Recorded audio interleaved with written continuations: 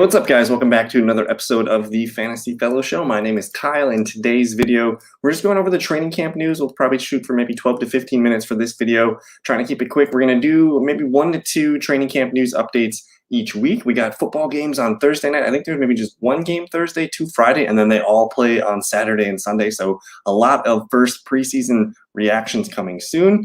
Check out thefantasyfellowship.com. The 2021 draft kit is available for $15. And then before we get to the training camp news, if you guys want to play in a free fantasy football league, I'm giving $25 to winner of the first place. I have a couple spots left. So if you guys want to get in on this, you can email me. My email is theFellowKGB@gmail.com. Send me an email. I'll send you guys the link invite if you want to play. Again, $25 to first. It's a super flex league. We're drafting Labor Day night. So Monday, I think that's September 6th.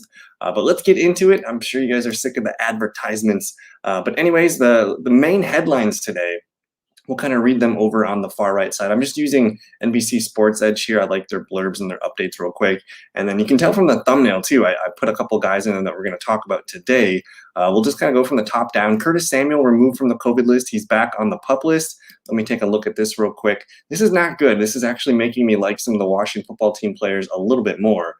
So here's the exact blurb. He will immediately revert to the team's PUP list with no timetable in sight. Samuel has yet to participate in team drills since initially straining his groin during the spring, opening the door for Adam Humphries, Kelvin Harmon, and Cam Sims to see an increased amount of on-field work. For what it's worth, Coach Ron Rivera didn't close the door on Samuel making an appearance in the team's final preseason game, noting he's not worried because Samuel knows the system. So for me, I'm not really exactly interested in Curtis Samuel at ADP. If anything, just his lack of being on the field and being ready and already being injured before the season starts. I'm loving Antonio Gibson. I'm loving Terry McLaurin, Logan Thomas, Ryan Fitzpatrick. I think those are the 4 guys that you need to know from the Washington football team. And then a dark horse, Adam Humphries. Don't sleep on Adam Humphries. He might be the slot receiver for now while Curtis Samuel is not participating. Here we got CJ Henderson, the first-round pick from the Jacksonville Jaguars last year.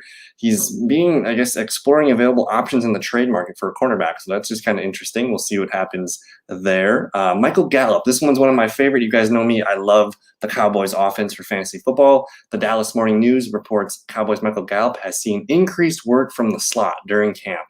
CeeDee Lamb and Gallup are also frequently used during the slot and OTAs. Everybody labels me as just a deep ball threat, Gallup says, but I know I can do a whole lot more. And this has me really excited for Michael Gallup because his whole career, he's basically just been running the sidelines. He's been doing, go routes, comebacks, just kind of living on the boundary. And now that they're going to move him around in the slot, you're probably going to see a career high receptions for Michael Gallup. His yards per catch will probably come down a little bit, but if he's getting more volume, we should be very interested in this, in this development for fantasy football. So the cheapest of the Dallas Cowboys wide receivers, you can get Michael Gallup in, depends on what platform you use, but ESPN, 7th, 8th, 9th round, depending on the platform. So I love Michael Gallup. If you don't get CeeDee Lamb or Amari Cooper, you need to go get Michael Gallup. I think he's going to have a fantastic season. He's also in a contract year. That's kind of a fun situation too. I don't think Dallas is going to extend him. I guess Gallup's going to probably earn a lot of money, and he knows it. So if he has a good season this year, he might outprice himself from the Dallas Cowboys team. The next blurb here that was really interesting, Antonio Gibson. And I thought this was really, really good for Gibson's fantasy stock. So they say he played in Washington's turbo set on Sunday, signaling potential for an expanded role. In 2020, Mckassick had a lock on hurry-up snaps, which was a major factor in producing his 6.9 targets per game. Alex Smith was also a major factor in that. But on Sunday's Washington Football Talk, J.P. Finley stated, until Gibson is used in additional roles, the usage probably won't look that different. But today I saw him for the first time, to me, in an additional role. Finley's emphasis on role makes sense, given that the new quarterback, Ryan Fitzpatrick, is less likely than Alex Smith was checked down on running backs. So for Gibson to see a significantly expanded receiving role, he'll likely need to play in obvious passing situations in a way he did not last season. And that appears to be a realistic possibility. So we've heard this drumbeat kind of all summer. They want to get Antonio Gibson more involved as a receiver. That was his best asset in college at Memphis. And now we're starting to see little hints and suggestions of him being used in the turbo set, which is the 2-minute offense. So I have Gibson as my RB10, RB11, something like that. Let me double check real quick here. If you're interested in getting access to my projections, you guys can get them with the 2021 draft kit. Gets you access to my rankings, my cheat sheets, my numbers, and all that stuff. So I have Antonio Gibson as my running back 10. I have him catching 44 passes on 60 targets, 240 carries. If you're curious what he did last year, Antonio Gibson, he had 44 targets and 36 receptions. So I'm bumping those numbers up just a little bit, just 8 more receptions than last year. I think he's going to probably catch a touchdown or two. And then those carries, I have him getting an additional good amount of carries. So we'll see what he can do in this offense. I'm really excited. JD McKissick and Peyton Barber are still there, but man, I think they really want to get as much as they can out of Antonio Gibson this year. So to me, he's a running back 1. Excited about him in PPR leagues. Saquon Barkley was the other major news break today. If you're watching NFL Network or on the Twitter machine, Saquon Barkley was activated from the PUP list. He practiced today. They did not have a hitting practice. It was more of like just a jerseys and helmets kind of practice. So he's not getting hit yet. They're going to bring him along slowly. But this is a good sign.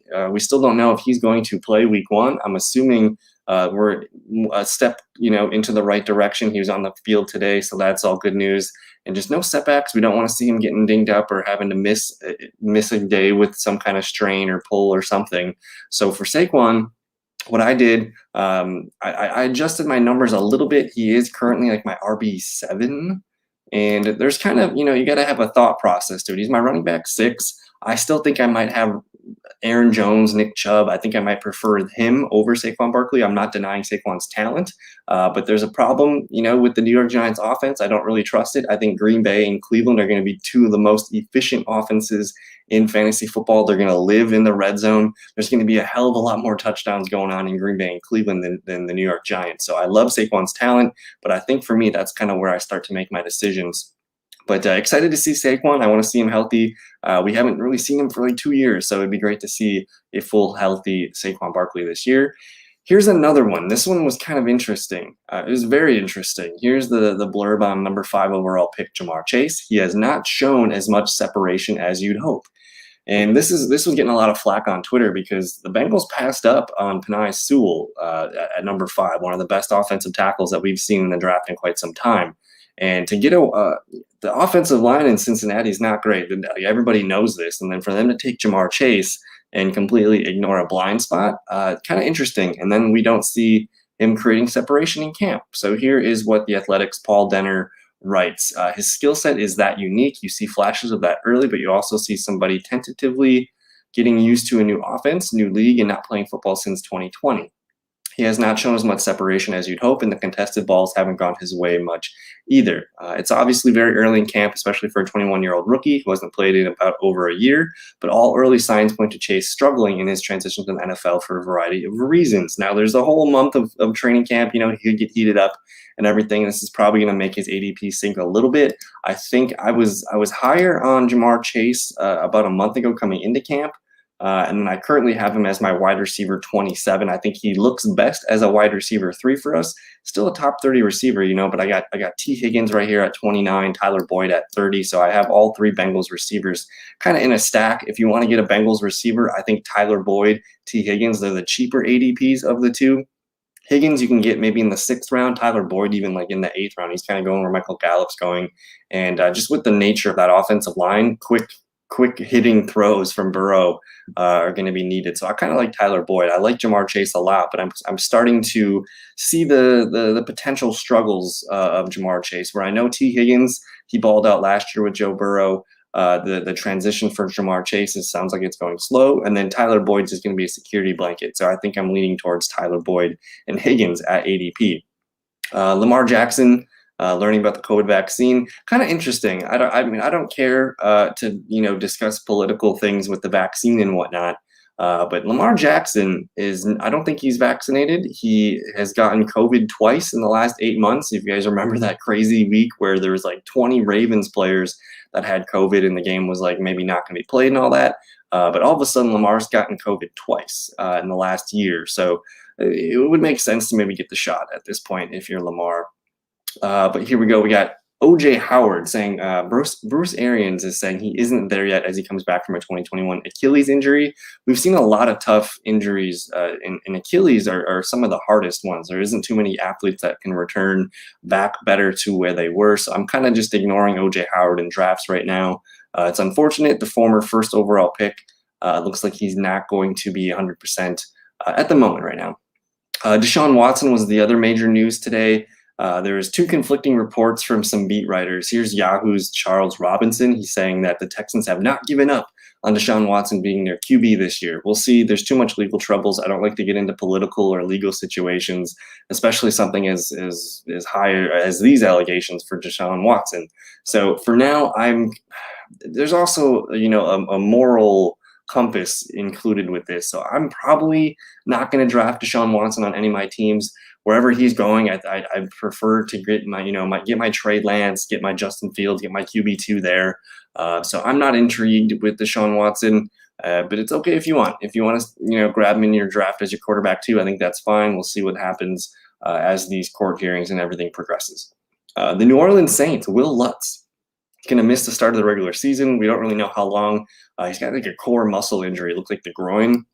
So there's going to be an opening for the kicking spot in New Orleans. We'll see about that for fantasy, but huge blow for the Saints. He's one of the best. He's Pro Bowl kicker. He's one of the best kickers in the NFC and the NFL as a whole. So that was a little, it's a kicker news and it's whatever, but that's a big deal for New Orleans, a guy that kicks so many important field goals for them. So Miko Hardman being listed as the Chiefs' #2 wide receiver on the team's first depth chart. He's also got a wicked mustache right now. I'm going to see if I can pull that up. Miko Hardman looking good with the mustache. He's been making a lot of plays in camp. It sounds like he has been expanding his route tree, which is something that you want to see. He's a year 3 receiver. Sometimes it takes 2-3 years for a receiver to fully break out. Here we go, looking with a nice mustache. Miko Hardman has got the one earring. Looking a little more grown up. I like Miko a lot. We all know he's super, super fast. Let me read this blurb for you guys. It may be time to adjust the ranks. Following an offseason in which KC Brass talked up Byron Pringle as the team's potential #2 wideout, Hardman starts the season as a presumed starter along Tyreek. Hardman, by all accounts, has made the leap as he enters his 3rd NFL season. In June, Nate Taylor said Hardman has made sizable improvements, whether it's his route running, his consistency when catching the ball, or his overall demeanor on the practice fields. More playing time and more diverse route tree should make the speed demon more consistent for fantasy purposes in 2021. Hardman should be treated as a wide receiver 3-4 in a 12-team leagues with game-breaking upside. Whew, that's a lot to take in. It sounds like Miko Hardman is one of those guys you want to get on your bench this year. And as it gets to like that 10th, maybe 9th, 10th, 11th round, and you're looking around and you're just looking for other players to draft, I don't think, you're going to be hard to find some guy with as much upside as Miko Hardman, especially in this Kansas City Chiefs offense with Pat Mahomes. Hardman, we know he can do things. It's just a matter of him putting it together consistently. So I love Hardman's upside. He can be your first receiver off the bench, your second receiver off the bench. I think you should try to just kind of put a little star next to his name and try to get him on your draft day.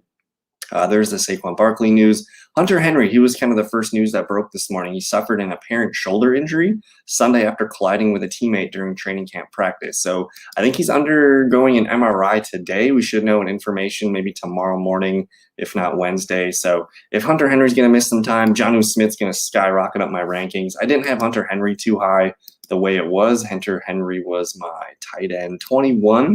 I had Jonnu Smith as tight end 14. So if Hunter Henry's going to miss time, I'm going to probably end up moving Jonnu Smith almost to like the top 10 into this Tunyon, Higbee, Herb Smith tier. So we'll monitor that. There's the CJ news, Nick Bosa on track. That's kind of pretty much it from the day. The Michael Gallup not being extended contract. Super interesting year for Michael Gallup. I don't want to graze over this one. This one's kind of important. But DJ Chark had surgery on a minor break in his hand. This likely sidelines Chark for at least Jacksonville's first preseason game. The Jaguars expect him to be ready for week 1. The injury is a setback after the team called on him to get stronger this season. So the missed camp reps give Marvin Jones the edge to open the season as Trevor Lawrence's top target. I have not been drafting a lot of DJ Chark. I've been more into Chark he's the first receiver for Jacksonville off the board. I like Laviska and Marvin Jones. I'm going to keep saying this, but Marvin Jones, he's played with the offensive coordinator, Darrell Bevell, before the last maybe 2 years in Detroit. So Marvin Jones knows his offense. He knows what his offensive coordinator expects. Veteran, the rookie's going to lean on Marvin Jones, I think, especially early on in the season as he gets his lumps and he's just trying to learn how the NFL works. But Marvin Jones, Laviska Shenault. Laviska Shenault excite me a little bit more, so take that for what you will. But I think that's what we're going to end it on. James Washington says he hasn't asked for a trade, but whatever. That's going to do it, though, I think, for today. We got a lot of things going on this week. I'm going to probably start knocking out some more. Maybe tomorrow night we'll do a live PPR mock draft. If you guys want to do one with ESPN, we could probably, I'll send out the link if you guys want to join me. So tomorrow night we'll do a live ESPN mock draft. I think I have to do spot number 4. So that's what we're going to be working with. But I don't know. Thank you guys so much for your time. Have a good rest of your evening, and we'll see you in the next one. Peace.